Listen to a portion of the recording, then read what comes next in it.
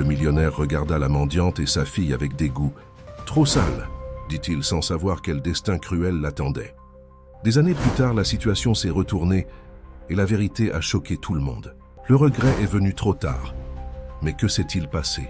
Si cette histoire vous a intéressé, abonnez-vous à notre chaîne. N'oubliez pas d'aimer cette vidéo et dites-nous de quelle ville vous nous regardez. Nous continuerons. La brume s'élevait de la cascade rugissante, créant un voile mystique qui séparait deux mondes. D'un côté se tenait Maxime Rivière, ses chaussures italiennes en cuir fermement plantées sur les planches polies de la plateforme d'observation. Ses doigts dansaient sur l'écran de son smartphone dernier modèle, orchestrant des transactions d'1 million d'euros pour sa concession automobile de luxe, avec le même détachement qu'il montrait face à la merveille naturelle devant lui. Le rugissement de la cascade n'était qu'un bruit de fond dans la symphonie de succès qui jouait dans son esprit. Son fils de 7 ans, Thomas, tirait sur sa manche, impatient de partager son excitation devant la magnifique cascade. « Papa, regarde, l'arc-en-ciel dans la brume !» Mais Maxime se contenta de hocher la tête, son attention fixée sur un message urgent concernant une voiture de sport en édition limitée qui arrivait dans sa salle d'exposition. « Pas maintenant, Thomas !» marmonna-t-il, son costume parfaitement taillé contrastant fortement avec les tenues décontractées des touristes autour de lui. « Papa travaille !» Les épaules du garçon s'affaissèrent, tandis qu'il s'éloignait de quelques pas, sa casquette des Parisiennes légèrement trop grande pour sa petite tête. Parmi la foule de visiteurs bien habillés, une silhouette différente émergea. Éléonore Martinez se déplaçait avec des pas prudents, son sac à dos usé pendant à une épaule. Ses vêtements, bien que propres, portaient les marques d'innombrables lavages, et ses mains racontaient des histoires de travail acharné et de résilience. Pourtant, ses yeux, aussi profonds et fatigués qu'ils étaient, conservaient une dignité indéniable. Elle avait déjà fait cela auparavant, approcher des gens pour demander de l'aide quand les circonstances ne lui laissaient pas le choix.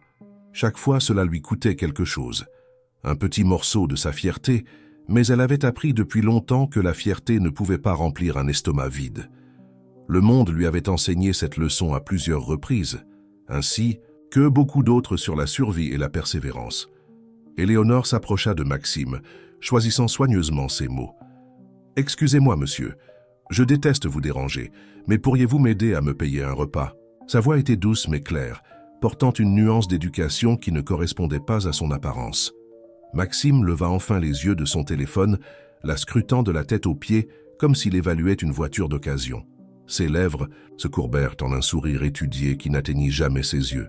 « Laissez-moi deviner, » dit-il, sa voix dégoulinante de condescendance. « Vous avez une triste histoire sur comment vous vous êtes retrouvé ici. »« Pas d'histoire, » répondit Éléonore, gardant son sang-froid. « Je demande simplement de l'aide. » Quelque chose dans sa réponse irrita Maxime. Peut-être était-ce la façon dont elle soutenait son regard, refusant d'être diminuée par son jugement. Ou peut-être était-ce le fait qu'elle ne jouait pas le jeu en racontant une longue et dramatique histoire de malheur. Avant qu'il ne puisse répondre, la voix excitée de Thomas attira leur attention. « Papa, papa, regarde ce que je peux faire !» Le garçon se balançait sur la barre inférieure de la plateforme d'observation, les bras écartés comme un funambule. Une soudaine rafale de vent attrapa sa casquette des Parisiennes, la soulevant de sa tête. Thomas se précipita instinctivement pour l'attraper. « Non !» Le cri d'Éléonore perça l'air alors qu'elle voyait les pieds du garçon glisser sur la surface mouillée. Maxime se retourna juste à temps pour voir son fils disparaître par-dessus la rambarde, la casquette de baseball flottant au loin comme un cruel rappel de l'innocence enfantine. La foule explosa dans le chaos. Des cris et des hurlements remplissaient l'air, se mêlant au rugissement constant de la cascade.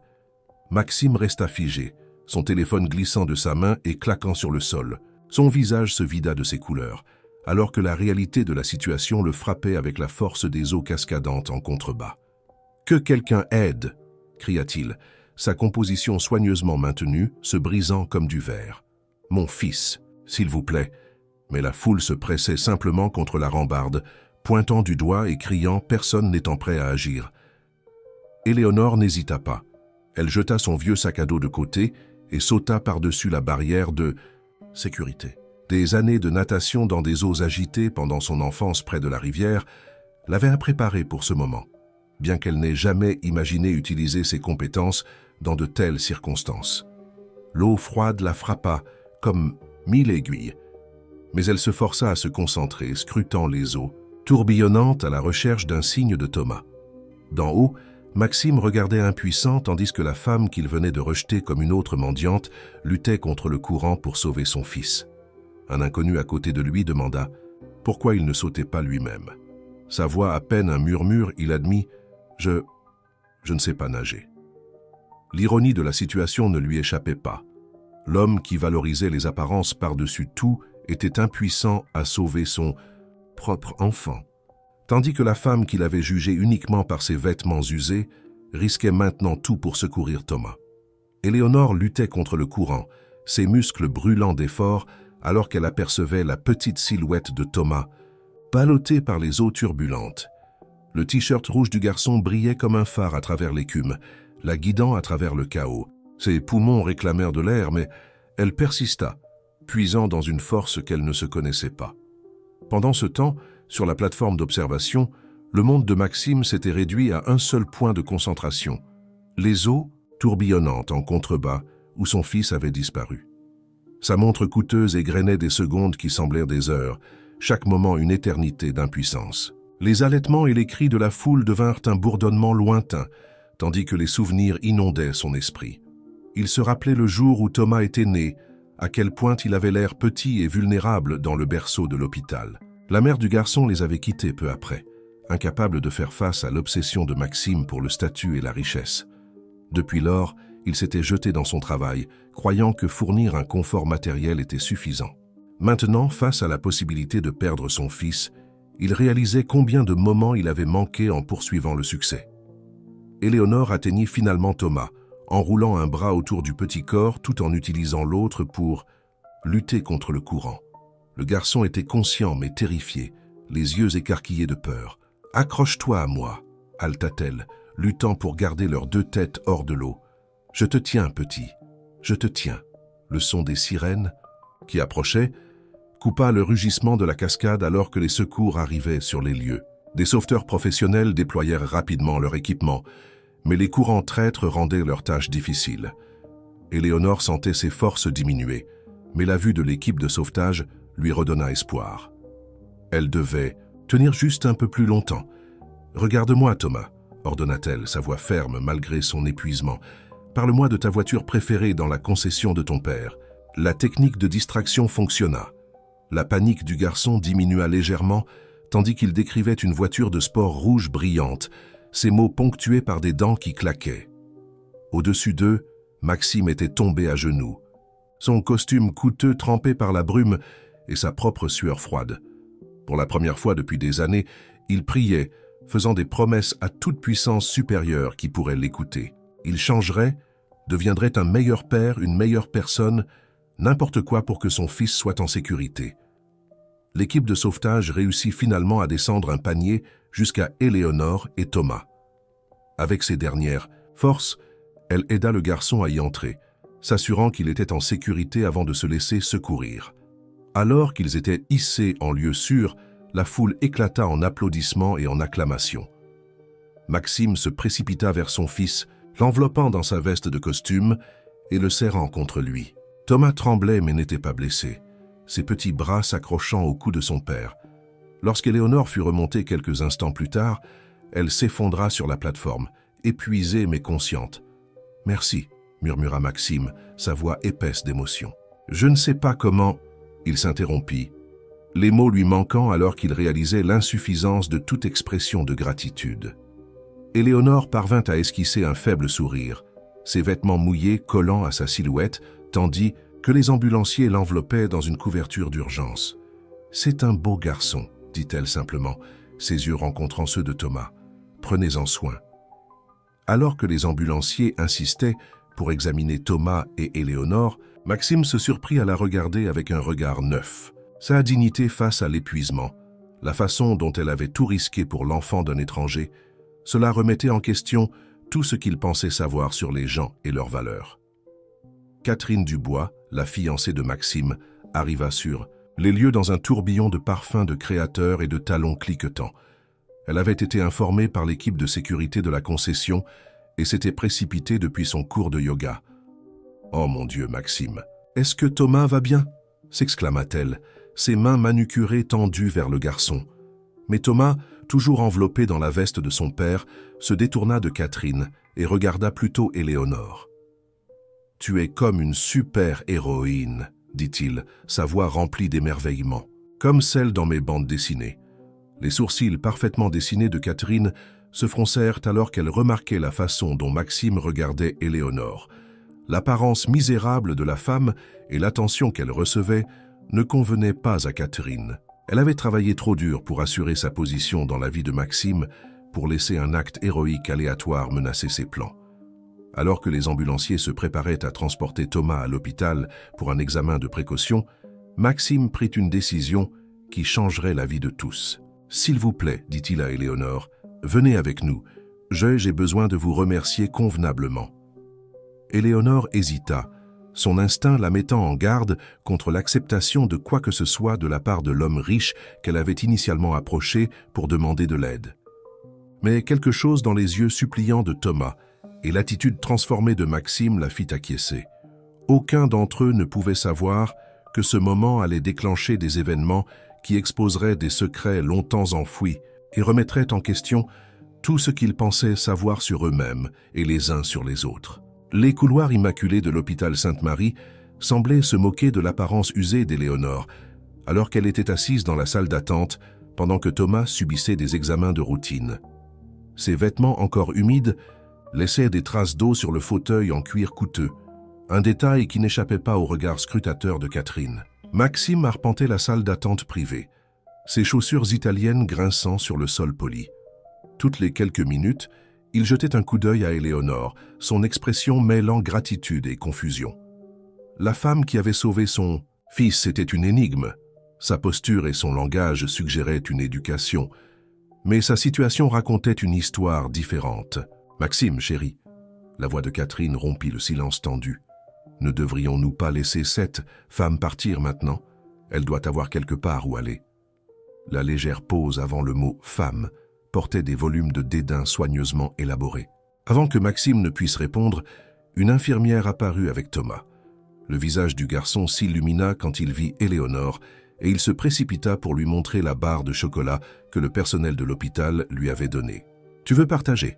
demanda-t-il, la cassant en deux avec la générosité sans retenue de l'enfance. « Thomas, intervint Catherine, sa voix tranchante, ce n'est pas approprié.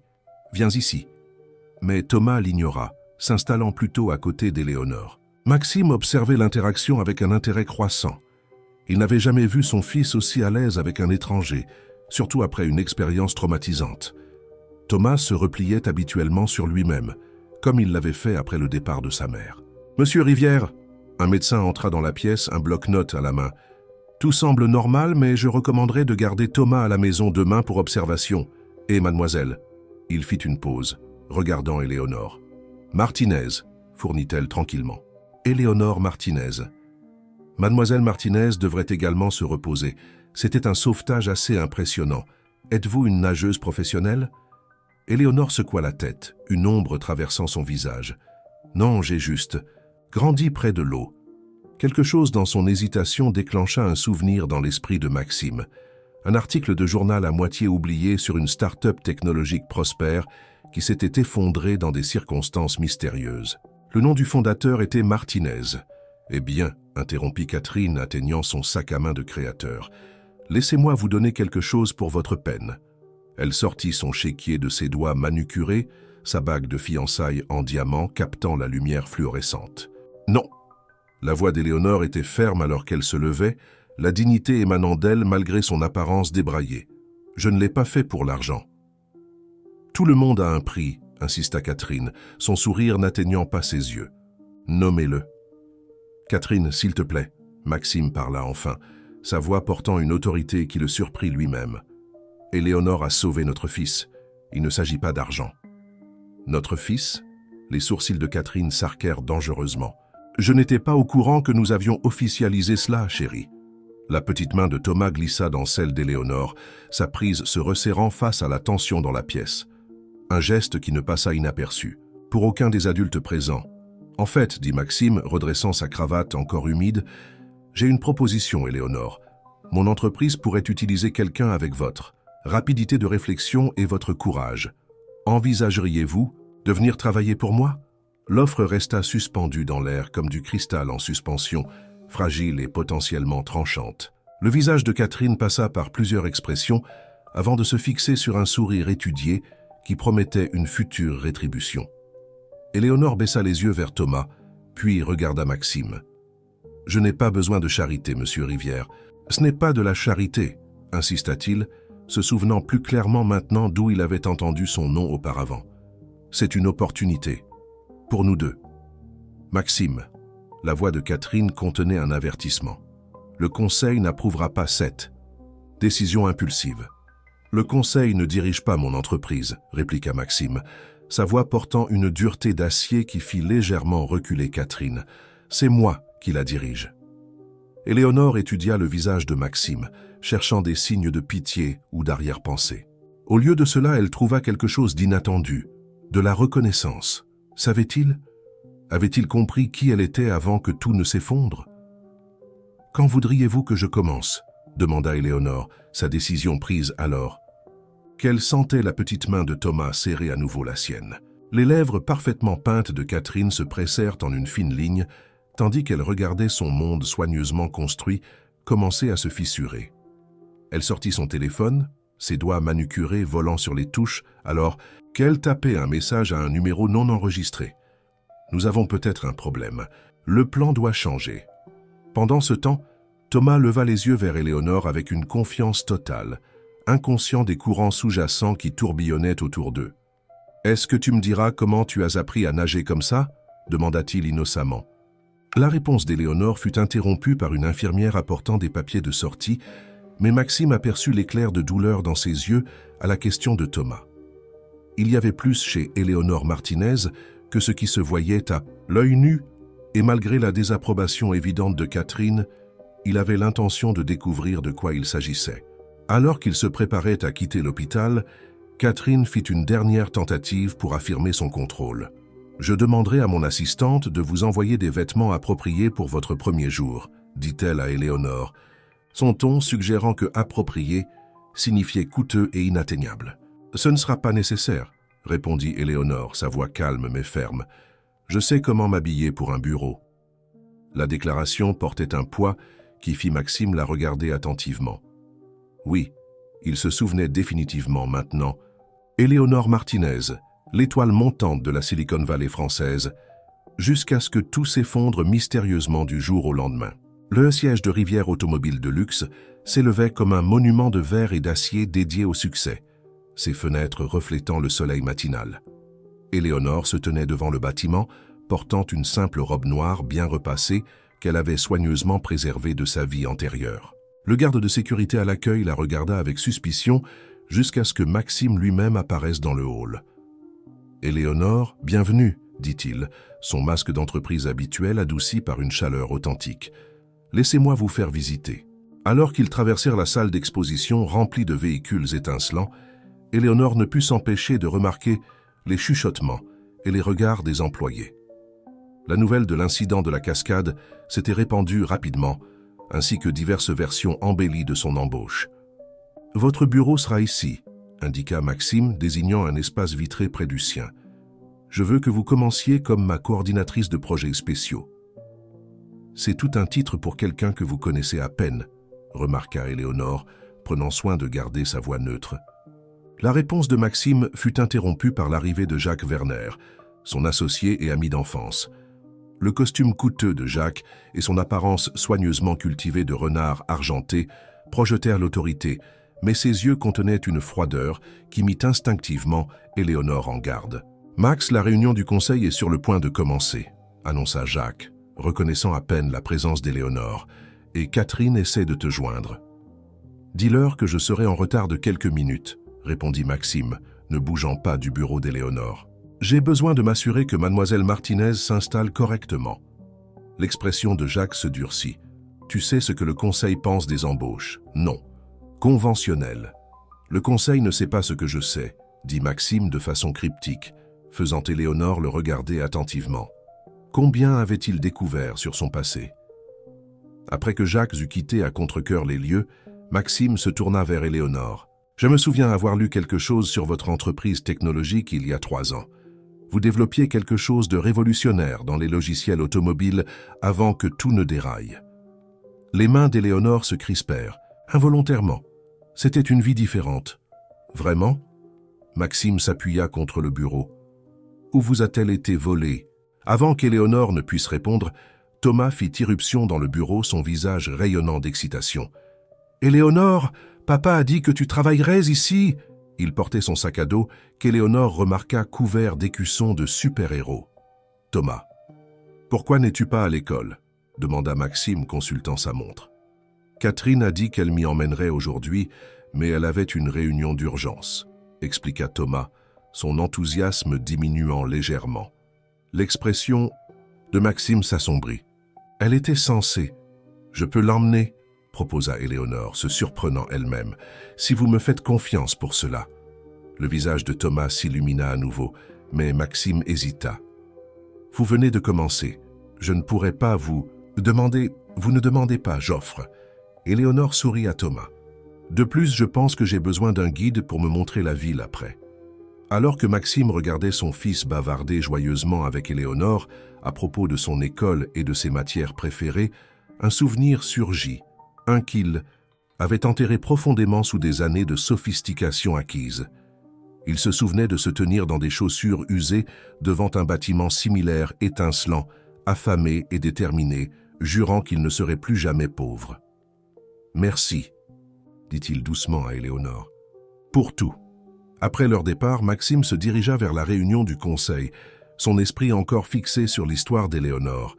Il se souvenait maintenant de plus de détails, comment le logiciel de sécurité révolutionnaire de son entreprise avait mystérieusement dysfonctionné lors d'une démonstration cruciale, comment les investisseurs s'étaient retirés du jour au lendemain, comment elle avait complètement disparu du monde de la technologie.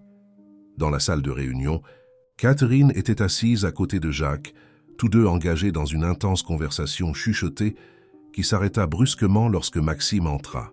Les autres membres du conseil se déplacèrent inconfortablement et Maxime réalisa qu'ils avaient probablement discuté de sa nouvelle embauche. Avant de commencer, Catherine se leva, son sourire professionnel fermement en place. « Je pense que nous devrions aborder les récentes additions à l'entreprise. Éléonore Martinez n'est pas sujet à discussion, » déclara fermement Maxime. « Tout est sujet à discussion quand cela affecte l'image de l'entreprise, » interrompit Jacques avec aisance. « Nous avons fait quelques vérifications préliminaires. » La main de Maxime s'abattit sur la table, faisant sursauter plusieurs membres du conseil. « Vraiment? Alors vous savez exactement pourquoi elle est qualifiée pour être ici. » Le sourire de Catherine faiblit légèrement. « Chérie, nous sommes juste inquiets pour ton jugement après les événements émotionnels du week-end. » « Mon jugement ?» La voix de Maxime était dangereusement calme. « Comme ton jugement en ne tenant pas ta promesse d'emmener Thomas à l'école aujourd'hui ?» La salle devint silencieuse. Au loin, un téléphone vibra avec un message entrant. Catherine jeta un coup d'œil à son écran, son visage pâlissant légèrement, en lisant quelque chose qui semblait perturber sa composition soigneusement maintenue. « Je pense, » continua Maxime, se dressant de toute sa hauteur, « qu'il est temps pour quelques changements ici, à commencer par un audit complet de nos systèmes informatiques. » La tasse de café de Jacques claqua contre sa soucoupe. « C'est à peine nécessaire. »« Oh, mais ça l'est, » sourit Maxime, pensant à l'expertise d'Éléonore en matière de logiciels automobiles. « En fait, j'y tiens. » Alors que la réunion dégénérait en arguments houleux, Éléonore et Thomas étaient assis dans sa vieille Citroën, coincés dans les embouteillages, en route vers son école. Thomas lui racontait ses cauchemars depuis l'incident de la cascade, des choses qu'il n'avait pas dites à son père ou à Catherine. « Parfois, murmura-t-il, j'ai l'impression qu'on m'a poussé. » Les mains d'Éléonore se crispèrent sur le volant, tandis que les paroles de Thomas résonnaient dans son esprit. « Que veux-tu dire? Tu as eu l'impression qu'on t'a poussé ?» demanda-t-elle avec précaution, garant la voiture dans un parking à proximité. Thomas tripotait la sangle de son sac à dos, son petit visage sérieux. « Je ne sais pas, c'était comme des mains. » Mais Catherine dit que j'imagine des choses parce que j'ai eu peur. L'esprit d'Éléonore s'emballa. Les mots du garçon déclenchèrent des souvenirs de son propre passé, des choses qui avaient semblé être des accidents mais qui ne l'étaient pas. Thomas, est-ce que d'autres choses étranges se sont produites quand tu es avec Catherine? Le silence du garçon en disait long. Finalement, il murmura « Parfois mon jus a un goût bizarre et je deviens très somnolent après. » Un frisson parcourut l'échine d'Éléonore. Avant qu'elle ne puisse poser plus de questions, son téléphone vibra avec un message de Maxime. « Où êtes-vous? Thomas va bien. »« Nous allons bien, » répondit-elle. Retard dû à la circulation, presque à l'école. De retour chez Rivière Automobile de Luxe, Sophie Chen, la réceptionniste de l'accueil, observait Catherine traverser le hall à grands pas, parlant avec urgence dans son téléphone. « Ça doit être aujourd'hui, » disait Catherine. « Nous perdons le contrôle de la situation. » Les yeux de Sophie se plissèrent. Contrairement aux autres employés, elle n'avait pas adhéré à l'image parfaitement fabriquée de Catherine. Grandir dans une famille ouvrière lui avait appris à repérer les faux sacs de créateurs et les fausses personnes. Elle avait également remarqué que Thomas semblait toujours réservé autour de sa future belle-mère. Prenant une décision, Sophie ouvrit son email personnel et commença à taper des notes sur le comportement suspect de Catherine. Elle avait travaillé trop dur pour obtenir ce poste, pour risquer de le perdre en parlant sans preuve, mais elle pouvait documenter tout ce qu'elle observait. Éléonore déposa Thomas à l'école, son esprit tourbillonnant de possibilités. La révélation du garçon l'avait frappé trop près de chez elle. 3 ans plus tôt, la démonstration de son entreprise avait échoué parce que quelqu'un avait altéré les protocoles de sécurité. Elle avait tout perdu à cause d'accidents, qui n'en étaient pas. De retour au bureau, Éléonore découvrit que son nouvel espace de travail avait été équipé de matériel obsolète, clairement l'œuvre de Catherine. Mais Éléonore sourit, se rappelant comment elle avait construit sa première entreprise en utilisant des ordinateurs récupérés. Elle commença à explorer systématiquement le réseau de l'entreprise, ses doigts volant sur le clavier avec une aisance expérimentée. « Mademoiselle Martinez ?» Sophie apparut à sa porte. « J'ai pensé que vous voudriez savoir, j'ai gardé trace de certaines choses. » Elle posa une clé USB sur le bureau d'Éléonore. « Soyez prudente avec qui vous faites confiance ici. » Avant qu'Éléonore ne puisse répondre, Jacques Werner apparut. « Éléonore, j'espère que vous vous installez bien, » dit-il, son ton faussement plaisant. « Catherine a mentionné que vous pourriez avoir besoin d'une formation sur nos systèmes. »« Je suis sûr que je m'en sortirai, » répondit Éléonore, dissimulant habilement la clé USB de Sophie. « J'ai toujours été douée avec les ordinateurs. »« Oui, j'ai entendu parler de votre précédente entreprise, » sourit Jacques, mais ses yeux étaient froids. Terrible comme la technologie peut faillir au pire moment. La menace dans ses mots était à peine voilée. Éléonore soutint son regard sans ciller. La technologie ne faillit pas simplement, monsieur Werner. On l'a fait faillir. Le sourire de Jacques vacilla légèrement. Eh bien, faites-nous savoir. Si vous avez besoin de quoi que ce soit, nous ne voudrions pas de accident. Après son départ, Éléonore brancha la clé USB de Sophie. Les fichiers révélaient un modèle, les appels téléphoniques suspects de Catherine, le comportement de plus en plus renfermé de Thomas et d'étranges incohérences dans les rapports de tests logiciels de l'entreprise. Maxime passa la matinée en réunions successives, mais son esprit revenait constamment à Éléonore. Quelque chose dans sa présence avait remué des souvenirs qu'il avait essayé d'oublier. Il sortit une vieille photo de son tiroir de bureau, une version plus jeune de lui-même, se tenant fièrement devant un modeste atelier de mécanique. Avant l'argent, avant le statut, quand il savait qui il était vraiment. Sa rêverie fut interrompue par Catherine qui fit irruption dans son bureau. « Chérie, nous devons parler du gala de charité de ce soir. Les épouses des membres du conseil sont préoccupées par certaines personnes qui y assisteront. » Maxime leva brusquement les yeux. « Éléonore sera là, Catherine, fin de la discussion. »« Mais elle n'est qu'une employée, » protesta Catherine, « et même pas une correctement qualifiée. »« Elle est plus qualifiée que vous ne le pensez, » répliqua Maxime, sa voix dure. « Et je veux qu'elle soit là. En fait, je veux qu'elle soit impliquée dans tout à partir de maintenant. » Le visage parfaitement composé de Catherine montra une fissure d'alarme. « Authentique. Tout, confirma Maxime, y compris la nouvelle implémentation logicielle. La main de Catherine trembla légèrement alors qu'elle attrapait son téléphone. « Excuse-moi, chérie, je dois passer un appel. » En partant, Maxime remarqua quelque chose qu'elle avait fait tomber, un petit carnet. En l'ouvrant, il trouva une série de dates et d'heures, y compris le jour de l'accident de Thomas à la cascade. À côté de chaque entrée figurait un montant en euros et les initiales JW. Éléonore, pendant ce temps, avait découvert quelque chose dans le code de l'entreprise. Une sous-routine cachée qui pouvait prendre le contrôle à distance des systèmes de sécurité de leurs véhicules de luxe. Le code était élégant, professionnel et mortel. Il lui rappelait le code malveillant qui avait détruit la démonstration de sa propre entreprise. Elle était tellement absorbée par son investigation qu'elle ne remarqua pas Thomas debout dans l'embrasure de sa porte jusqu'à ce qu'il parle. « Éléonore, je ne voulais pas rester à l'école, j'avais peur. » Elle leva les yeux, surprise. « Thomas, comment es-tu arrivé ici ?»« J'ai marché, » dit-il simplement. « Je me suis souvenu du chemin depuis ce matin. Éléonore, je dois te dire autre chose sur Catherine. Quelque chose de mauvais. » Avant que Thomas ne puisse continuer, un tumulte éclata dans la salle d'exposition principale.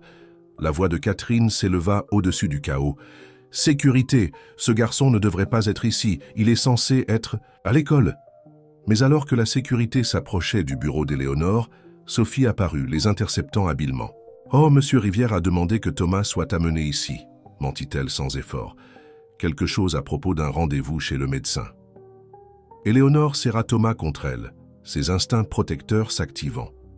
Le garçon tremblait, mais ses yeux étaient déterminés. « Le jus bizarre, » chuchota-t-il. « J'ai vu Catherine y mettre quelque chose ce matin.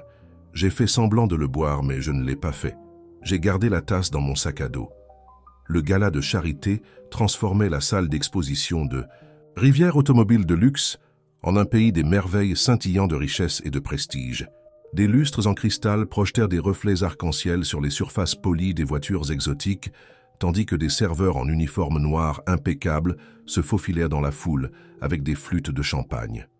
Éléonore se tenait à la périphérie, portant une simple robe noire que Sophie lui avait prêtée.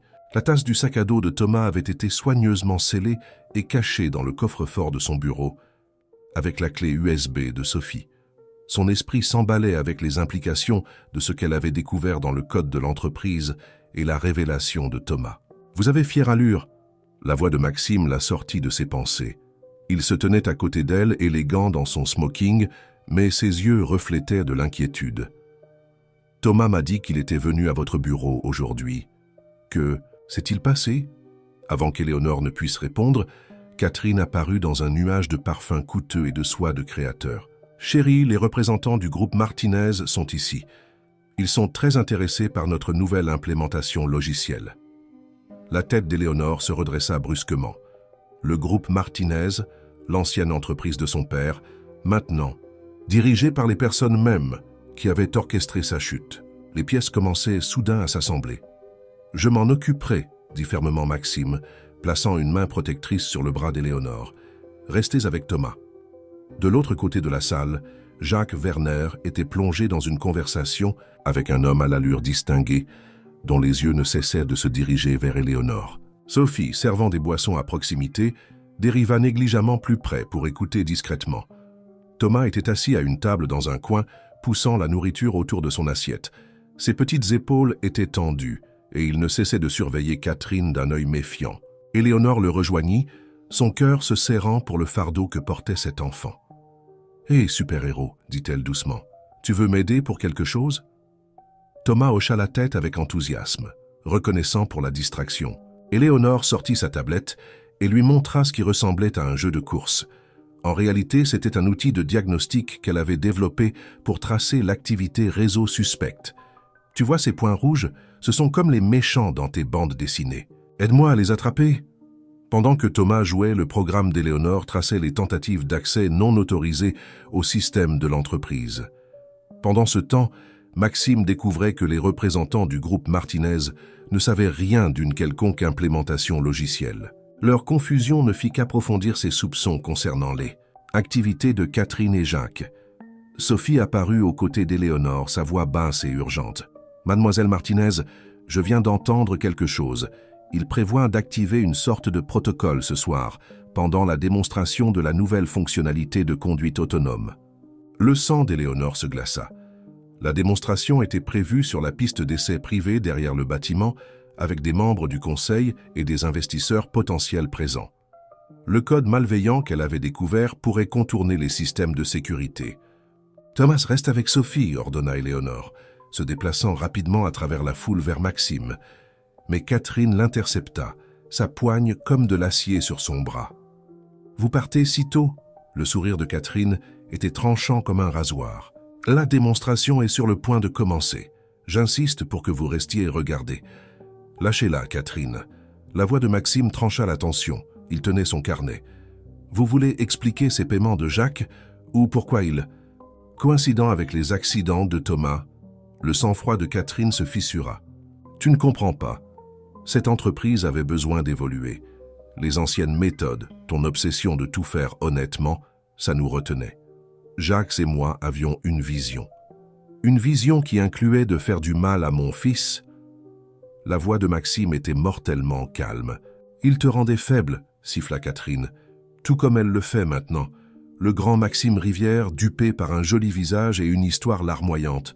As-tu même pris la peine de vérifier pourquoi son entreprise a vraiment échoué ?»« Je sais exactement pourquoi elle a échoué, » intervint Éléonore. « Parce que le groupe Martinez ne pouvait pas voler mon logiciel légalement. Alors ils ont mis en scène un accident. Tout comme toi et Jacques avaient essayé de le faire à Thomas à la cascade. » Le visage de Catherine perdit ses couleurs. Derrière, Jacques apparut, sa main se dirigeant vers sa poche. « Ça suffit. Tout le monde à la piste d'essai, maintenant. » Sophie, qui avait enregistré toute la conversation sur son téléphone, appuya sur « Envoyer » sur un email précomposé. Thomas, regardant depuis derrière une voiture d'exposition, serrait son sac à dos contenant la preuve des tentatives de Catherine pour le droguer. La foule commença à se diriger vers la piste d'essai, inconsciente du drame qui se déroulait. La tablette d'Éléonore bipa, le jeu de Thomas avait révélé une vulnérabilité critique dans le système de conduite autonome. Elle avait des minutes, peut-être des secondes, pour empêcher un autre accident. Maxime croisa son regard à travers la pièce, et à ce moment, ils partagèrent une parfaite compréhension. Elle vit en lui non pas l'homme d'affaires poli, mais le mécanicien qui avait bâti son entreprise à partir de rien. Il vit en elle non pas l'entrepreneuse technologique déchue, mais une combattante qui refusait d'être brisée. « Mesdames et messieurs, » la voix de Jacques résonna dans les haut-parleurs, « veuillez vous rassembler pour une démonstration qui changera l'avenir de la technologie automobile. » Les doigts d'Éléonore volaient sur sa tablette, dans une course contre la montre pour contrer le code malveillant. Sophie se positionna près des commandes d'urgence, prête à agir. Et Thomas, petit mais brave, serrait les preuves qui exposeraient tout. La première voiture de luxe roula sur la piste d'essai, sa surface élégante reflétant les étoiles du soir. À l'intérieur, le système de conduite autonome attendait son signal d'activation et le protocole caché qui le transformerait d'une démonstration en quelque chose de bien plus sinistre. La piste d'essai brillait sous de puissants projecteurs, projetant des ombres dramatiques sur la foule assemblée d'investisseurs fortunés et de membres du conseil. La berline de luxe autonome était garée sur la ligne de départ, sa peinture bleu nuit brillant comme des étoiles liquides. Les doigts d'Éléonore bougeaient frénétiquement sur sa tablette, essayant d'isoler et de neutraliser le code malveillant avant que Jacques ne puisse l'activer. « Mesdames et messieurs, » annonça Jacques, sa voix aussi onctueuse qu'un whisky vieilli, « ce soir vous allez assister à l'avenir du luxe automobile. Notre système de conduite autonome ne se contente pas de conduire. Il pense, il s'adapte, il protège. » Maxime se tenait au bord de la foule, son corps tendu comme un ressort. Il s'était placé entre Thomas et Catherine, qui ne cessait de jeter des regards nerveux à son téléphone. Le garçon serrait son sac à dos, contenant la tasse de jus trafiqué, contre sa poitrine. Sophie avait réussi à connecter la tablette d'Éléonore au système principal grâce à une porte dérobée, qu'elle avait découverte lors de sa surveillance nocturne de l'activité réseau suspecte. « 3 minutes avant le lancement de la démonstration, » murmura-t-elle, dans son oreillette, qui la reliait à Éléonore. « Le code est crypté, » marmonna Éléonore, son esprit tournant à plein régime. La signature de cryptage semblait familière. Elle était similaire à celle qui avait détruit son entreprise 3 ans auparavant. « Mais cette fois, je sais quoi chercher. » Jacques poursuivait sa présentation gesticulant grandement. Notre système prend des décisions en une fraction de seconde, plus rapidement que n'importe quel conducteur humain. Regardez comme il navigue. Sur notre parcours d'essai complexe, sans aucune intervention humaine. L'écran d'Éléonore s'illumina soudain d'un avertissement. Le code malveillant ne visait pas seulement le véhicule de démonstration. Il ciblait chaque voiture dans la salle d'exposition équipée du nouveau logiciel. S'il était activé, il contournerait leur système de sécurité, les transformant en armes potentielles. « Mon Dieu !» souffla-t-elle, réalisant l'ampleur de leur plan. « Ils ne visent pas seulement l'entreprise, ils visent toute l'industrie. » Thomas tira sur la manche de Maxime. « Papa, chuchota-t-il, j'ai vu Catherine taper ce code sur son téléphone. Les mêmes chiffres que dans le carnet. » La tête de Maxime se tourna brusquement vers son ex-fiancé, qui se dirigeait maintenant vers Jacques d'un pas déterminé. « Éléonore » appela-t-il, sa voix portant à travers la piste. « Ils passent à l'action. » Le moteur de la voiture autonome ronronna. Jacques leva la main tenant une petite télécommande. « Regardez comme notre voiture navigue à travers ces obstacles avec une précision parfaite. »« Non !» La voix d'Éléonore trancha le murmure de la foule. Elle se leva, sa tablette affichant le logiciel malveillant décodé pour que tous le voient, sur les grands écrans entourant la piste. Ce code va contourner tous les protocoles de sécurité dans le bâtiment. Chaque voiture équipée de votre logiciel deviendra un missile télécommandé. La foule hoqueta, mais Jacques se contenta de sourire. Mademoiselle Martinez, toujours. Amère de vos propres échecs technologiques. Sécurité. Veuillez éloigner cette employée mécontente. Je ne ferai pas ça, lança Sophie, son téléphone levé bien haut. Pas à moins que vous ne vouliez cette conversation diffusée en direct sur tous les grands médias technologiques. Elle avait diffusé l'événement en continu. Le sang-froid de Catherine se brisa finalement. Vous ne comprenez pas. Le marché autonome vaut des milliards. Nous devions prouver que les autres systèmes étaient dangereux, que le nôtre était la seule option fiable. En mettant en danger des vies innocentes, la voix de Maxime tonna à travers la piste. En blessant mon fils? Thomas ne devait jamais être blessé, protesta Catherine, mais ses yeux la trahissaient.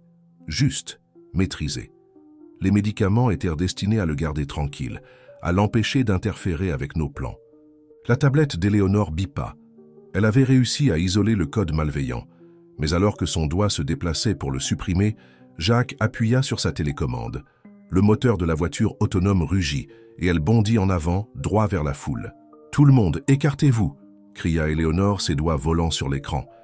Elle avait quelques secondes pour éviter une catastrophe. Maxime se précipita en avant, ses anciens instincts de mécanicien prenant le dessus. Il plongea vers l'interrupteur d'arrêt d'urgence du carburant près du bord de la piste. Sophie était déjà là, s'étant positionnée plus tôt, et ensemble, ils atteignirent l'interrupteur. La voiture fit une embardée erratique, son IA luttant contre les commandes malveillantes. Éléonore pouvait voir la bataille se dérouler dans le code, les élégants protocoles de sécurité qu'elle avait aidé à concevoir des années auparavant contre le logiciel corrompu qui tentait de les contourner. La neutralisation ne fonctionne pas. La voix de Catherine contenait une réelle peur maintenant. « Jacques, arrête là !»« Je ne peux pas », grogna Jacques, appuyant à plusieurs reprises sur la télécommande. Quelque chose bloque le signal. Thomas observait le chaos se dérouler, son petit visage déterminé. Il ouvrit son sac à dos et en sortit non seulement la tasse de jus trafiquée, mais aussi un petit carnet rouge. « J'ai pris ça sur le bureau de Catherine », annonça-t-il clairement. « Il contient toutes les mauvaises choses qu'il prévoyait, chacune d'entre elles. » La voiture autonome s'arrêta brusquement à quelques centimètres de la barrière, de la fumée s'élevant de ses pneus. Le code d'Éléonore avait gagné, désactivant le logiciel malveillant et restaurant les protocoles de sécurité originaux. La foule éclata en murmures choqués, tandis que le personnel de sécurité se déplaçait pour maîtriser Jacques et Catherine. Mais Éléonore n'avait pas terminé. Elle connecta sa tablette aux écrans principaux à nouveau, cette fois affichant un code familier, le même qui avait détruit son entreprise 3 ans auparavant. Vous reconnaissez ceci, Monsieur Werner.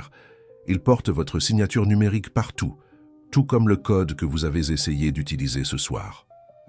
Les preuves étaient irréfutables. La façade soigneuse de Jacques s'effondra lorsqu'il réalisa l'ampleur de son exposition. Catherine resta figée, son monde parfait s'effondrant autour de ses doigts parfaitement manucurés. Maxime entoura Thomas de ses bras, le serrant contre lui. « Je suis tellement désolé, mon grand. J'aurais dû le voir plus tôt. »« C'est ok, papa, » répondit Thomas, sage au-delà de son âge. « Éléonore m'a aidé à être courageux, comme une vraie super-héroïne. » Les conséquences de la démonstration se déroulèrent comme une danse soigneusement chorégraphiée. Des policiers se déplaçaient à travers la foule d'invités stupéfaits, prenant des déclarations et recueillant des preuves. Les représentants du groupe Martinez, le visage blême, appelèrent déjà leurs avocats. Le scandale allait remodeler l'industrie des véhicules autonomes pour les années à venir. Dans le bureau d'Éléonore, Thomas était assis recroquevillé dans un grand fauteuil en cuir, enfin détendu pour la première fois depuis des mois. Le poids des secrets avait été soulevé de ses petites épaules.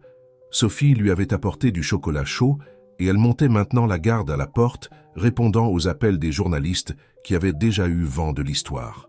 « Ta mère serait fière de toi », dit doucement Maxime à son fils perché sur le bord du bureau d'Éléonore. « Elle disait toujours que tu avais son intuition. » Thomas leva les yeux, surpris. Son père parlait rarement de sa mère. « Vraiment ? Tu ne parles jamais d'elle. » Le visage de Maxime s'adoucit. « Je sais, je pensais te protéger en ne parlant pas du passé, mais je me trompais sur beaucoup de choses. » Éléonore observait leur interaction tout en organisant les preuves sur sa tablette. Le code qu'elle avait récupéré ne prouvait pas seulement le complot de Jacques et Catherine. Il justifiait l'effondrement de sa propre entreprise. 3 ans de remise en question, de se demander si elle avait commis une erreur technique, étaient enfin mis au repos. « Je me souviens avoir lu quelque chose sur votre entreprise », dit Maxime, se tournant vers Éléonore. Les gros titres parlaient d'un échec technique, mais je me suis toujours demandé. Ça semblait trop parfait, trop pratique pour vos concurrents. Le groupe Martinez voulait mes protocoles de sécurité, expliqua Éléonore, sa voix ferme malgré la vieille douleur. Quand j'ai refusé de vendre, ils ont trouvé d'autres moyens d'obtenir ce qu'ils voulaient. J'ai tout perdu, mon entreprise, ma réputation, la confiance de mon père. Ton père ? Thomas se redressa. C'est celui sur les photos avec la grande moustache. Éléonore sourit tristement. Oui, il a construit le groupe Martinez à partir de rien, mais après le scandale, il a eu une attaque. Le conseil d'administration a profité de sa maladie pour l'évincer. Je ne pouvais rien prouver, alors je suis parti. J'ai recommencé à zéro. Sophie apparut dans l'embrasure de la porte, son visage sérieux. « Mademoiselle Martinez, il y a quelqu'un ici pour vous voir. » Un homme âgé en fauteuil roulant entra dans le bureau, sa silhouette autrefois puissante maintenant diminuée, mais ses yeux vifs et clairs. Sa magnifique moustache, maintenant blanc-neige, était toujours parfaitement soignée. « Éléonore !» La voix d'Antoine Martinez était rauque d'émotion. « Ma fille !» Éléonore se figea, sa tablette glissant de ses doigts. Thomas l'attrapa avant qu'elle ne puisse toucher le sol, ses réflexes de super-héros se révélant utiles. Une fois de plus. « Papa !» murmura Éléonore. « Comment... » « Ton amie Sophie m'a trouvé, » expliqua Antoine, désignant la réceptionniste qui se tenait rayonnante dans l'embrasure de la porte. « Elle te cherche depuis des mois, depuis que tu as commencé à travailler ici. Quand elle a vu ma photo dans les anciens dossiers de ton entreprise, elle a su. » Maxime s'avança. « Monsieur Martinez, votre fille vient de sauver mon entreprise et mon fils.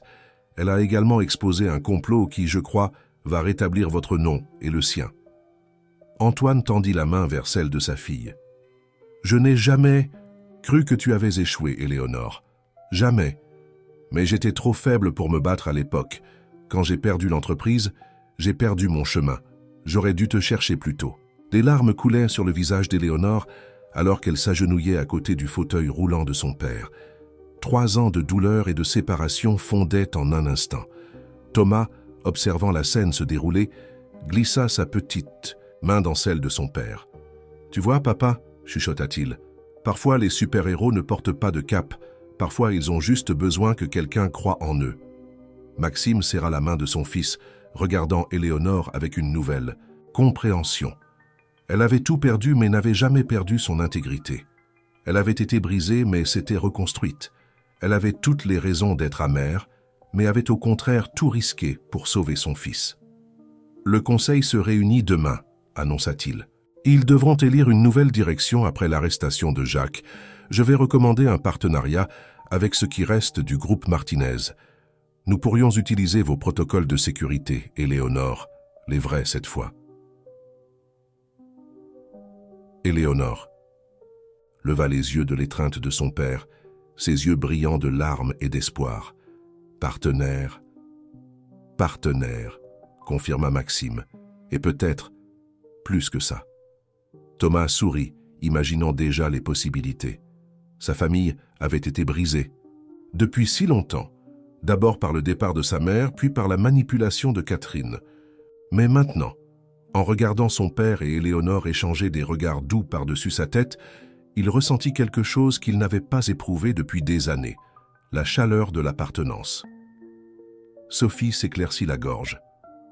Désolé d'interrompre, mais la presse s'impatiente. Ils veulent des déclarations sur la tentative de prise de contrôle de l'entreprise, le scandale du logiciel, tout. Qu'ils attendent, dit Maxime se plaçant aux côtés d'Éléonore et de son père. Certains moments méritent d'être privés. Certaines victoires doivent être savourées avant d'être partagées.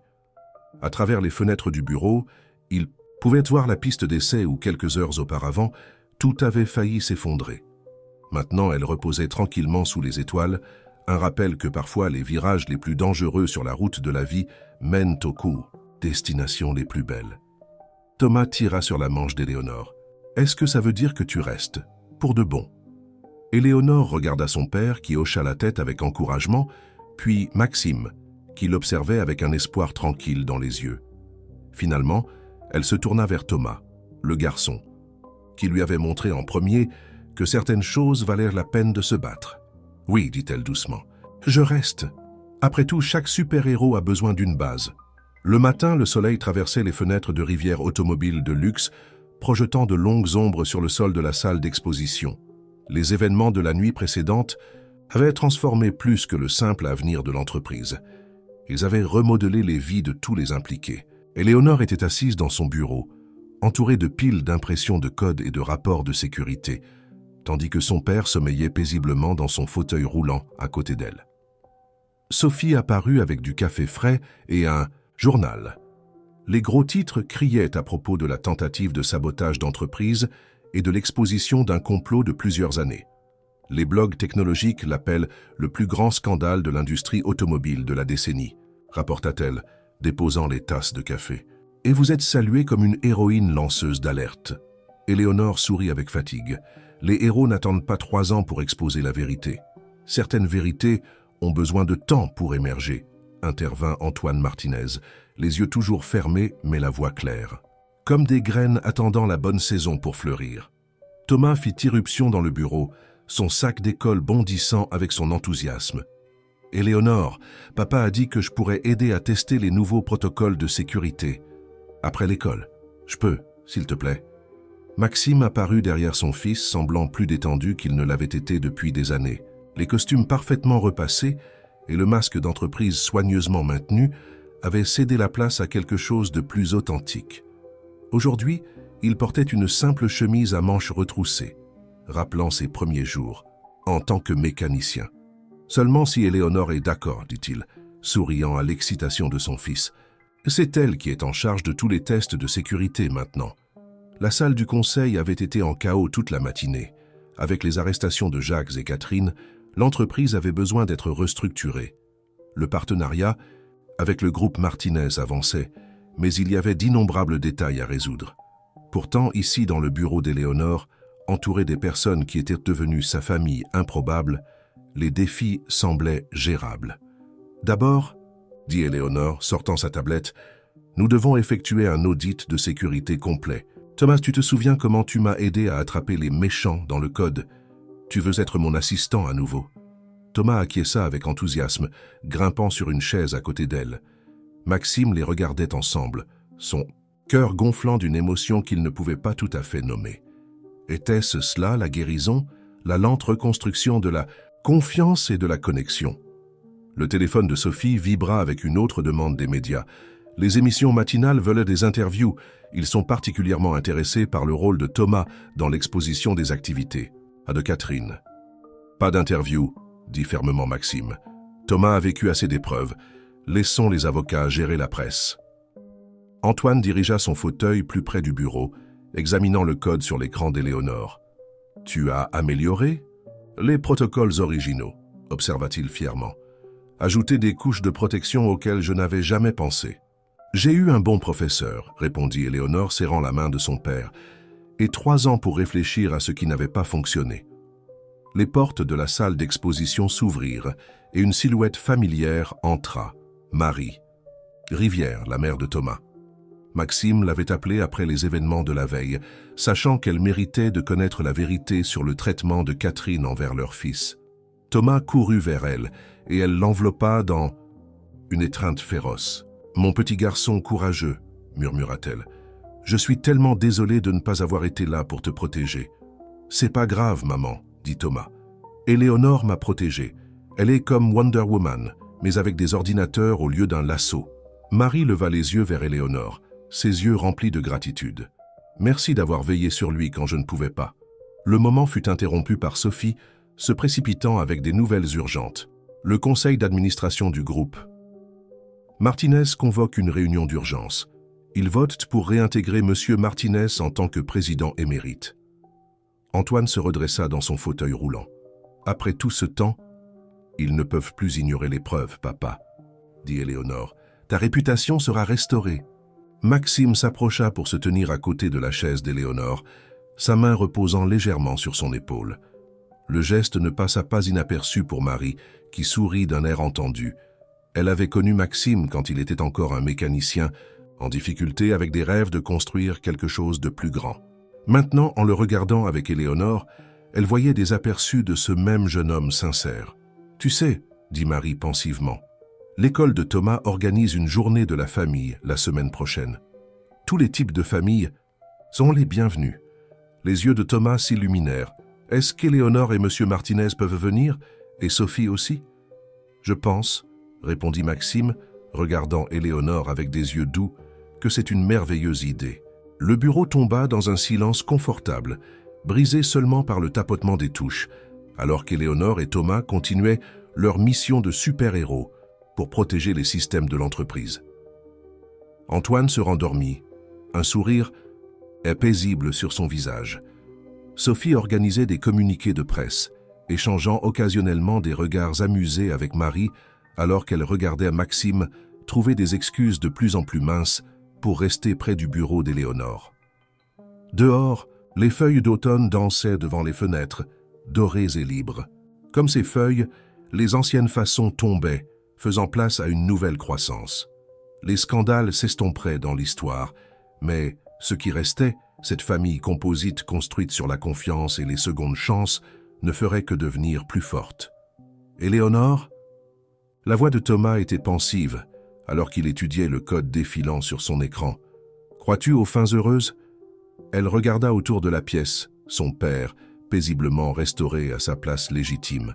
Sophie, qui était devenue la sœur qu'elle n'avait jamais eue.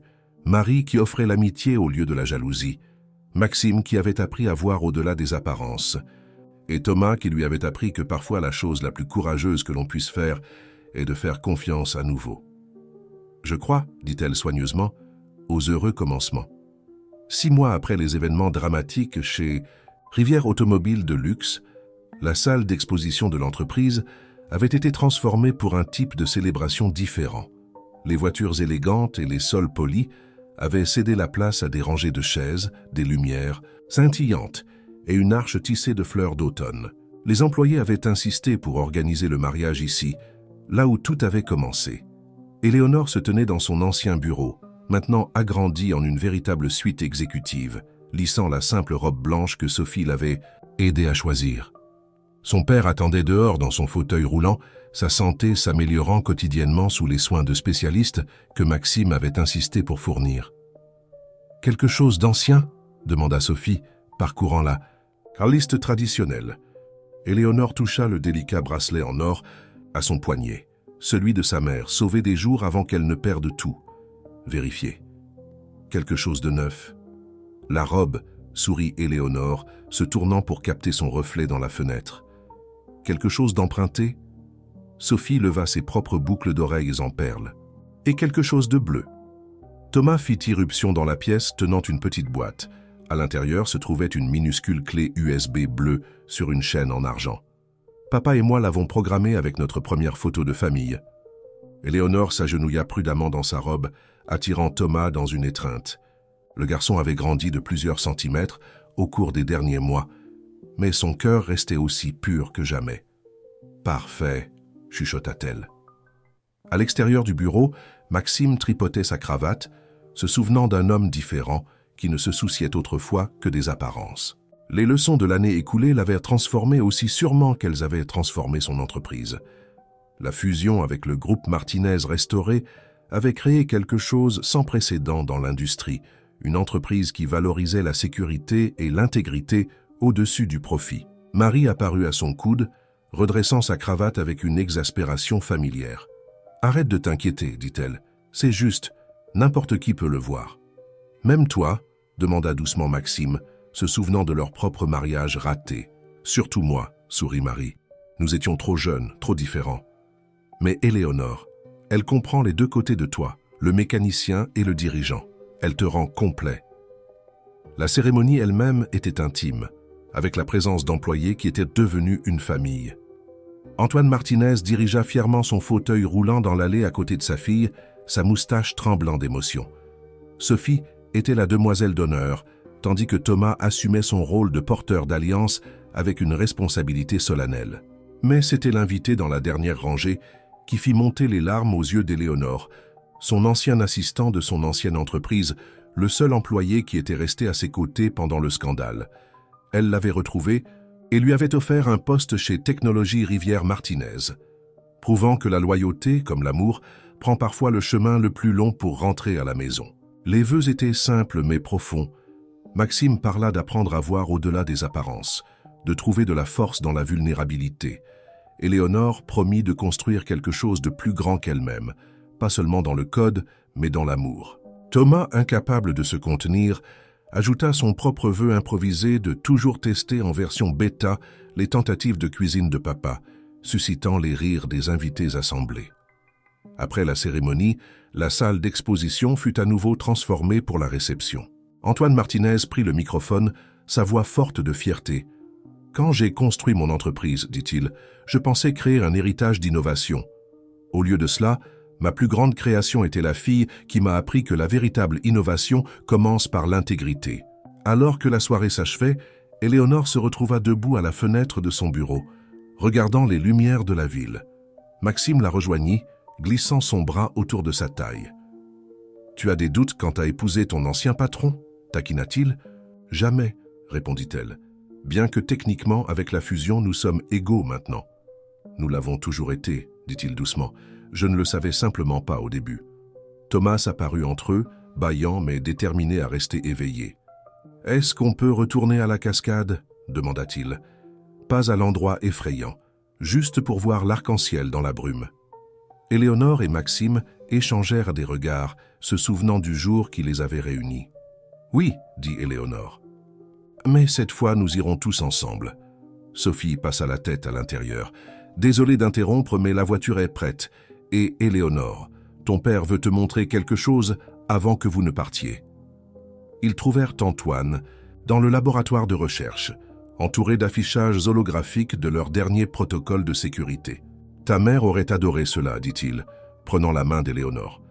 Elle disait toujours que l'amour était l'ultime dispositif de sécurité, la chose qui nous fait nous protéger les uns les autres, quoi qu'il arrive. » Alors qu'ils se préparaient à partir pour leur lune de miel, Thomas serra Éléonore férocement. « Je savais que tu étais une super-héroïne, » chuchota-t-il, même avant la cascade.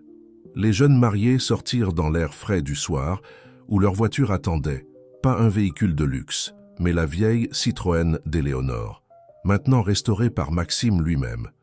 Il avait passé des week-ends à y travailler, enseignant à Thomas des leçons sur les moteurs, et la vie tout en reconstruisant la voiture qui avait porté Éléonore à travers ses jours les plus sombres. « Prête pour une nouvelle aventure ?» demanda Maxime, ouvrant la porte passager. Éléonore regarda en arrière leur famille assemblée, Thomas saluant avec enthousiasme, Sophie et Marie soutenant un Antoine en larmes, les employés devenus amis rassemblés sur les marches. Le voyage qui avait commencé par une demande désespérée d'aide l'avait mené ici, à un endroit où les choses brisées pouvaient être réparées, où les secondes chances étaient possibles, et où l'amour se révélait plus fort que n'importe quel code. Toujours, répondit-elle, prenant sa main, tant que nous y allons ensemble. 1 an après le mariage, Technologie Rivière Martinez était devenue un phare d'innovation dans l'industrie automobile. Le siège de l'entreprise occupait maintenant un bâtiment historique restauré. Son architecture classique, témoignant de valeurs durables dans un monde en rapide évolution. Dans le hall principal, un mur de photographie racontait l'histoire de 2 familles unies par le destin et renforcées par l'adversité. Éléonore était assise dans la salle de conférence, présentant leurs dernières innovations en matière de sécurité à un groupe d'investisseurs internationaux. Thomas, maintenant âgé de 9 ans, était assis tranquillement dans un coin, faisant ses devoirs tout en jetant occasionnellement un coup d'œil pour regarder sa belle-mère en action. Sa présence lors de réunions importantes était devenue une vue familière, un rappel de pourquoi leur travail importait. Nos protocoles de sécurité intégrés ne se contentent pas de prévenir les accidents, expliqua Éléonore, sa confiance évidente dans chaque geste. Ils construisent la confiance. Et la confiance, comme nous l'avons appris, est le fondement de la véritable innovation. Les investisseurs étaient impressionnés, particulièrement, par l'histoire personnelle derrière la technologie. Le récit de comment une femme désespérée à une cascade avait sauvé non seulement un enfant, mais finalement une entreprise entière, était devenu une légende de l'industrie. Maxime entra discrètement, prenant place à côté de Thomas. Leur relation s'était approfondie au cours de l'année écoulée, construite sur des moments partagés de vulnérabilité et de force. Le garçon avait développé l'intérêt de sa belle-mère pour le codage et l'instinct de son père pour la mécanique, un pont entre 2 mondes. Après la réunion, Antoine Martinez dirigea son fauteuil roulant dans la salle de conférence. Sa santé s'était considérablement améliorée et bien qu'il ne récupérerait jamais complètement, son esprit restait vif. Il était devenu un mentor pour les jeunes ingénieurs des 2 entreprises, partageant la sagesse acquise tant par le succès que par l'échec. « Présentation impressionnante, ma fille, » dit-il fièrement, « mais tu as oublié de mentionner l'élément humain. » Éléonore sourit, rassemblant ses documents. « Je ne l'oublie jamais, papa. Il est dans tout ce que nous faisons. » Sophie, maintenant directrice de la communication de l'entreprise, apparut avec les derniers rapports de marché. « Les évaluations de sécurité explosent les compteurs, » annonça-t-elle, « et les histoires personnelles des clients, elles sont incroyables. » Thomas leva les yeux de ses devoirs. « Est-ce que je peux ?» Je leur montrai mon projet maintenant. Maxime et Éléonore échangèrent des regards curieux. Le garçon avait été secret à propos de son projet pour la foire scientifique de l'école pendant des semaines. « Montre-nous, petit », encouragea Antoine, utilisant le surnom qui était devenu un terme d'affection pour son petit-fils. Thomas connecta son ordinateur portable à l'écran de la salle de conférence. Sur l'écran apparut un programme sophistiqué, un jeu pour enfants qui enseignait les principes de base du codage à travers des scénarios de super-héros. Le personnage principal ressemblait étrangement à Éléonore. « Je l'ai appelé le gardien de la cascade », expliqua Thomas, parce que parfois les moments les plus effrayants peuvent mener aux meilleurs changements. Éléonore sentit des larmes monter dans ses yeux alors qu'elle regardait la version animée d'elle-même, guidée de jeunes joueurs à travers des défis qui nécessitaient à la fois du courage et du code. Maxime serra sa main comprenant la profondeur de l'émotion dans ce moment. « Ce n'est pas tout », continua Thomas avec excitation. « J'ai aussi interviewé maman. Elle m'a aidé à écrire la partie sur les différents types de familles et comment. L'amour n'a pas besoin de ressembler à la même chose pour tout le monde. » Marie était devenue une alliée inattendue dans leur famille recomposée, offrant sagesse et soutien alors qu'ils naviguaient tous dans leur nouvelle relation. Son propre remariage avec un professeur au grand cœur avait ajouté une autre couche à leur cercle familial en expansion. Sophie essuya des larmes en regardant la présentation de Thomas. « Cela doit faire partie de notre programme de sensibilisation communautaire », insista-t-elle. « Des enfants qui aident d'autres enfants. » « C'est parfait. » Antoine hocha sagement la tête. « La prochaine génération, médita-t-il. Ils voient parfois les choses plus clairement que nous. » Éléonore se déplaça pour se tenir derrière la chaise de Thomas, posant ses mains sur ses épaules. Le garçon, qui avait autrefois été poussé vers le danger, était devenu un créateur d'espace sûr pour les autres. « Tu as travaillé là-dessus tout le semestre. Je voulais que ce soit une surprise, admit Thomas. Papa a aidé avec certains graphiques et grand-père Antoine a vérifié les traductions espagnoles. Même Sophie a contribué avec quelques idées d'histoire. » Maxime regardait son fils rayonner de fierté et se souvint de l'enfant effrayé qui avait autrefois caché ses peurs concernant Catherine. La transformation n'était pas seulement dans le succès de l'entreprise ou la réputation restaurée d'Éléonore. C'était dans ces petits moments de triomphe, dans la confiance qui avait remplacé la terreur. « Tu sais ce que cela signifie ?» dit Éléonore, ses yeux pétillants. « Je pense que nous avons besoin d'une célébration appropriée, en famille. » Le visage de Thomas s'illumina. « Peut-on la faire à la cascade ? La zone de visualisation sécurisée, je veux dire. Je veux montrer à tout le monde comment l'arc-en-ciel semble différent chaque fois, tout comme les familles peuvent sembler différentes, mais être toujours belles. » Les adultes échangèrent des regards émus, touchés par la sagesse dans les paroles de l'enfant. L'endroit qui avait autrefois été le site de leur plus grande peur était devenu un symbole de leur plus grande force. « Je pense, » dit Maxime, attirant à la fois Thomas et Éléonore dans une étreinte, que c'est exactement ce dont nous avons besoin. Un rappel d'où nous avons commencé et du chemin parcouru. Antoine avança son fauteuil plus près du groupe, étendant ses bras pour rejoindre l'étreinte. Sophie prit une photo avec son téléphone, capturant le moment de pure joie et de connexion. « Tu sais, » dit Thomas pensivement, « mon jeu a besoin d'une suite. Peut-être sur comment les super-héros ont aussi besoin de famille. » Éléonore embrassa le sommet de sa tête, s'émerveillant de la façon dont cet enfant avait aidé à guérir non seulement ses blessures, mais celles de tout le monde. « Je pense que c'est ton prochain projet, mon petit super-héros. Après tout, les meilleures histoires sont celles que nous écrivons ensemble. » La zone d'observation de la cascade avait été transformée pour la célébration de la foire scientifique de Thomas. Des guirlandes de lumière scintillaient dans le ciel du début de soirée et des espaces de sièges confortables étaient disposés pour donner à chacun une vue parfaite de l'eau cascadante et de sa brume arc-en-ciel toujours changeante. Le son des rires et des conversations se mêlait au rugissement constant de la cascade, créant une symphonie de joie et d'harmonie. Marie et son mari, le professeur David Leclerc, étaient arrivés tôt pour aider à installer. Ils avaient apporté des décorations faites à la main de la classe d'art de David, chaque pièce incorporant des éléments du design du jeu de Thomas. La collaboration entre la mère et le beau-père avait produit quelque chose d'uniquement beau, tout comme leur famille recomposée elle-même. « Tu te souviens quand tu m'as parlé d'Éléonore pour la première fois ?» dit Marie à Maxime, alors qu'ils arrangèrent la table de rafraîchissement. « Tu étais si inquiet de ma réaction à l'idée que Thomas est une belle-mère. » Maxime sourit, regardant Éléonore aider Thomas à installer son ordinateur portable pour la démonstration du jeu. Je ne savais pas alors que nous finirions tous plus forts ensemble. Sophie coordonnait avec l'équipe de restauration, s'assurant que tout était parfait. Sa propre vie avait changé dramatiquement au cours de l'année écoulée. Elle avait découvert un talent pour les communications d'entreprise et avait même commencé à fréquenter l'un des ingénieurs logiciels du groupe Martinez. Comme elle aimait le dire, l'amour semblait être contagieux dans leur famille élargie. Antoine tenait sa cour près de la plateforme d'observation, entouré de jeunes ingénieurs qui buvaient ses paroles. Son expérience avec à la fois le succès et l'échec avait fait de lui un mentor inestimable. La vraie mesure de l'innovation, disait-il, n'est pas dans la technologie elle-même, mais dans la façon dont elle sert l'humanité. La présentation du jeu de Thomas était prévue pour le coucher du soleil, quand la brume arc-en-ciel de la cascade serait à son plus spectaculaire.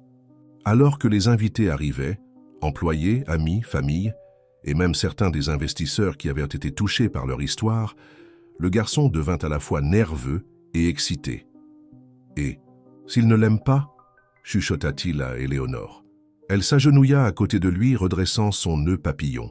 « Rappelle-toi ce que nous avons appris sur le codage.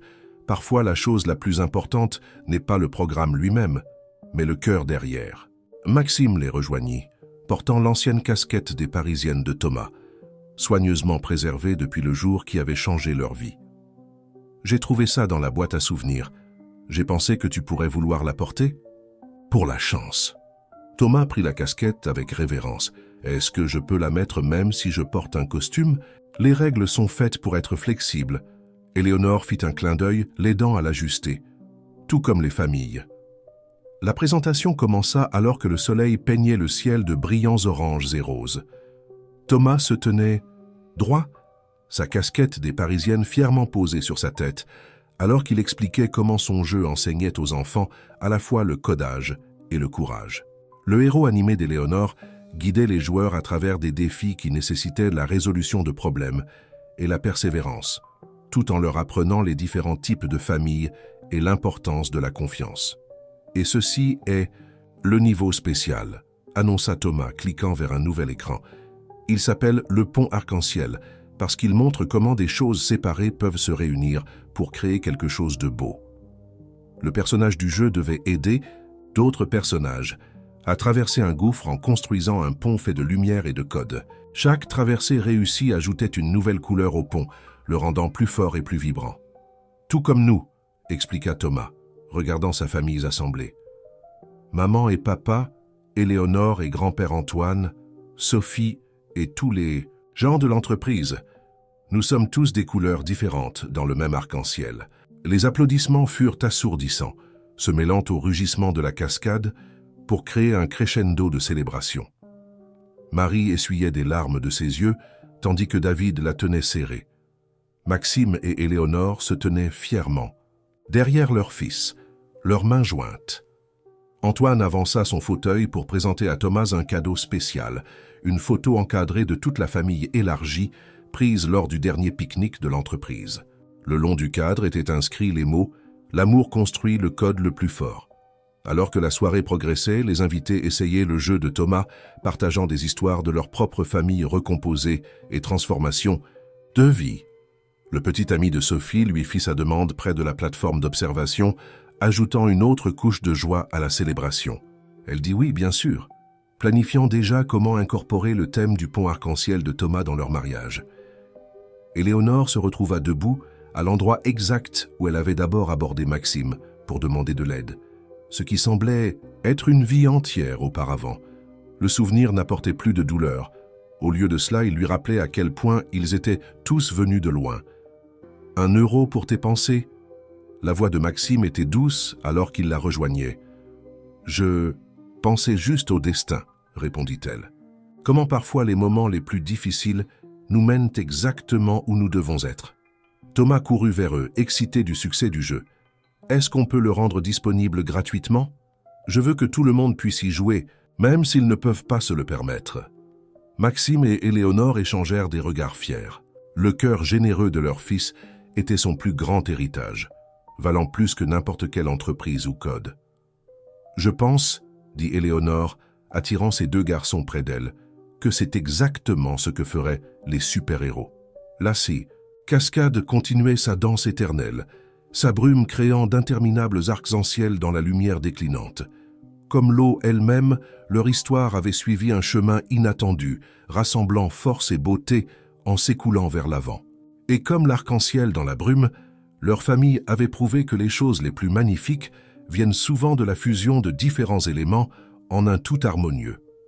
5 ans après l'incident de la cascade, la plateforme d'observation était devenue un lieu de rencontre régulier pour la famille élargie Rivière-Martinez.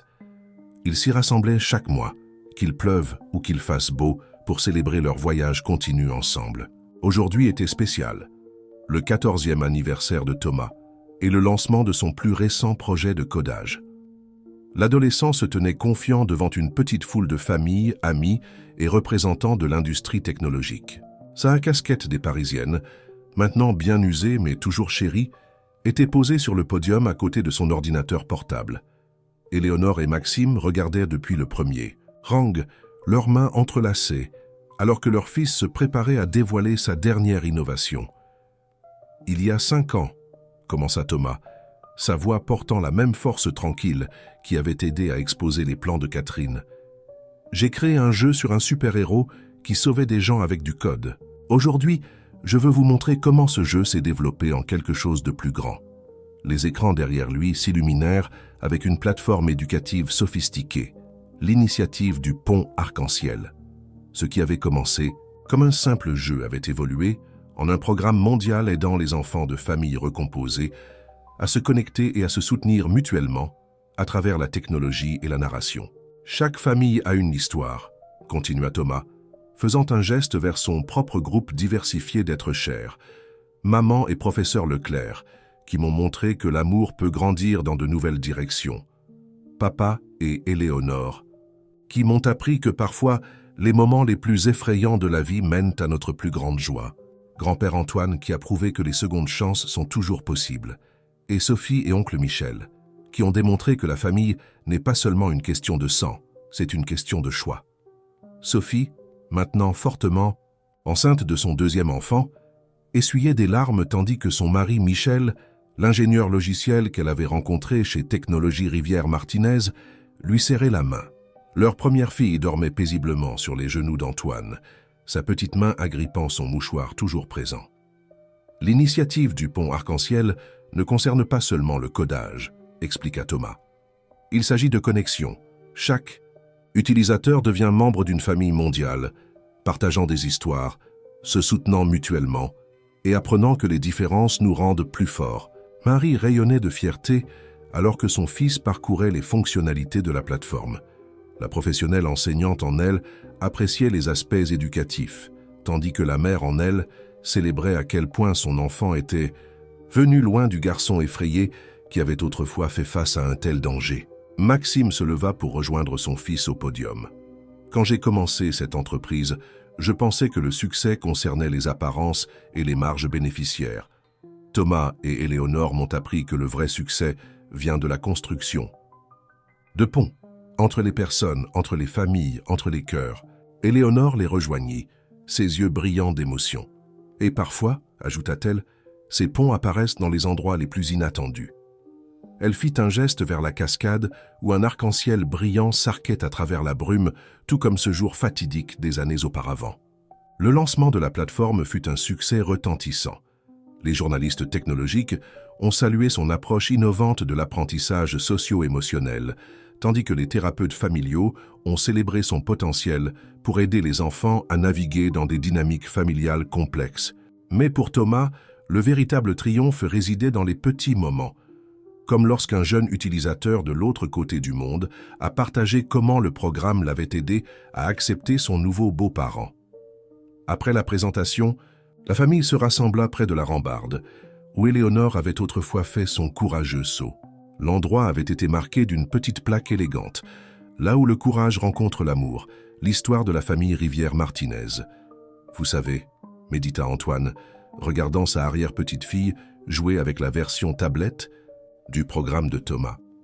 Parfois je pense à quel point nous avons été proches de perdre tout cela.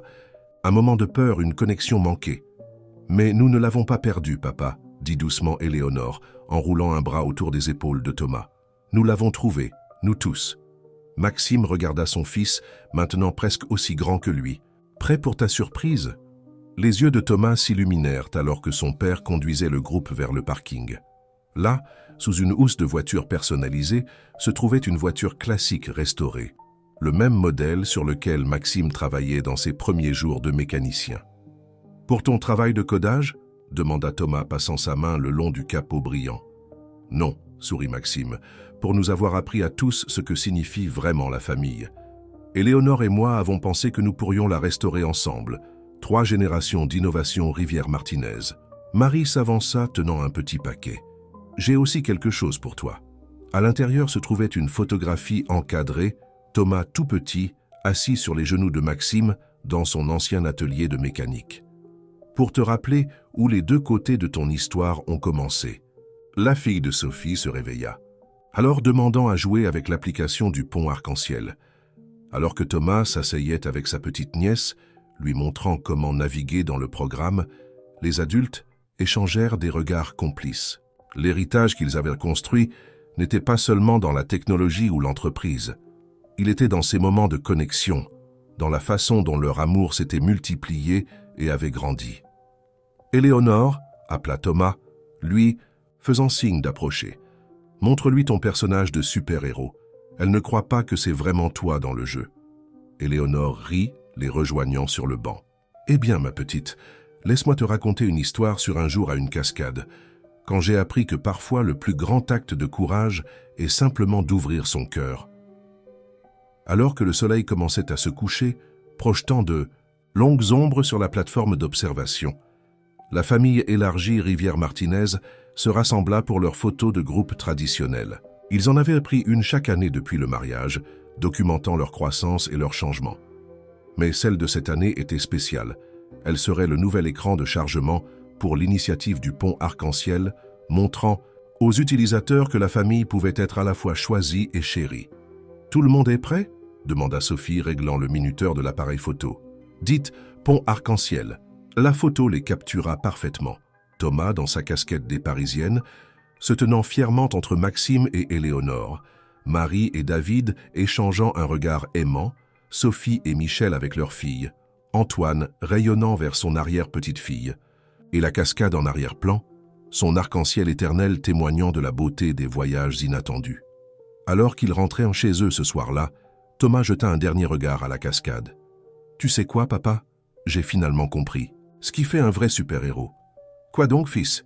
demanda Maxime. « Ce n'est pas de sauver les gens du danger, » dit Thomas pensivement. « C'est de leur montrer qu'ils ne sont jamais seuls. » Éléonore serra la main de Maxime alors qu'ils marchaient vers leur voiture.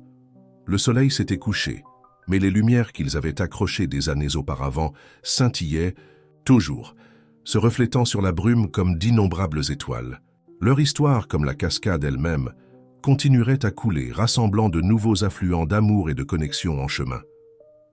Et quelque part dans le monde, un enfant ouvrait l'initiative du pont Arc-en-Ciel pour la première fois, prêt à apprendre que la famille, dans toutes ses formes belles, désordonnées et inattendues, était le plus grand code jamais écrit.